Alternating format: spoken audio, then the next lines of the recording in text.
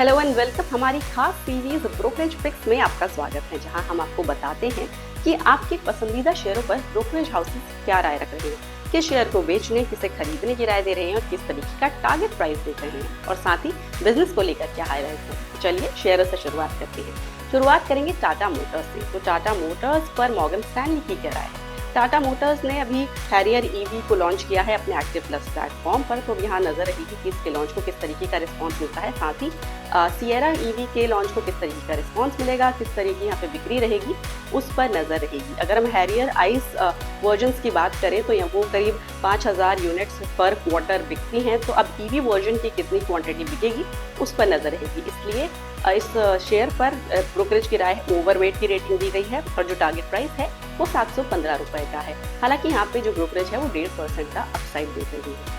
इसके बाद महिंद्रा एंड महिंद्रा पर आते हैं। तो महिंद्रा एंड महिंद्रा पर मॉर्गन स्टैनली की ये राय है कि कंज्यूमर की प्रेफरेंस के चलते जो बदलाव हुआ है वहाँ पे एसयूवी डिमांड बढ़ी है और इससे कंपनी को फायदा मिल रहा है। कंपनी का प्लान है कि 2026 में कंपनी 2 BEVs यानी कि बैटरी इलेक्ट्रिक व्हीकल्स और 3 ICE यानी कि जो पेट्रोल डीजल गाड़ियां हैं वो लॉन्च करेगी। और साथ ही कंपनी यूवी सेगमेंट यानी यूटिलिटी व्हीकल सेगमेंट में करीब 15 से 17% की ग्रोथ देख रही है और कैपेसिटी एक्सपेंशन की भी काफ़ी प्लान है यहाँ पे। और FY27 तक 85,000 यूनिट्स कैपेसिटी तक एक्सपैंड करने का प्लान है। और इसी के चलते ब्रोकरेज ने कंपनी के शेयर पर ओवरवेट की रेटिंग दी है और जो यहाँ पे टारगेट प्राइस है वो है 3,668 रुपये का। इसके बाद इन्फोसिस पर आते हैं। तो इन्फोसिस पर जेपी मॉर्गन की राय है कि मैक्रो स्लोडाउन की वजह से और AI लेड जो टेक डिफ्लेशन हुआ है उसकी वजह से कंपनी के लिए FY26 में जो डिमांड है वो कम हुई है। साथ ही कंपनी पर प्राइसिंग प्रेशर है और कमजोर डिस्क्रिशनरी IT स्पेंडिंग का इशू भी कंपनी के सामने है।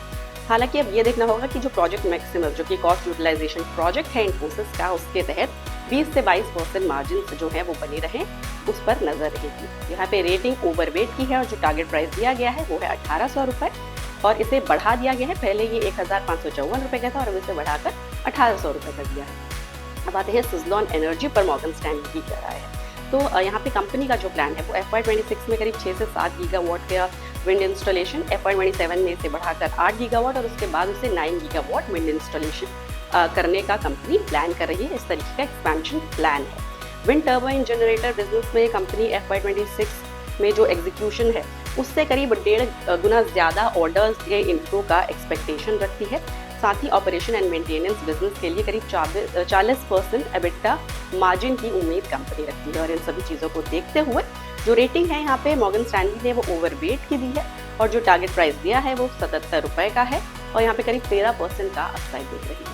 तो ये वो शेयर हैं जिन पर ब्रोकरेज की राय हमने आपको बताई। आप इन शेयरों पर क्या राय रखते हैं, क्या आप इसमें पैसा लगाने वाले हैं या ऑलरेडी लगा चुके हैं, हमें कमेंट करके बताएं। और आपके काम की ऐसी ही जानकारी के लिए NDTV प्रॉफिट हिंदी को जरूर सब्सक्राइब करें।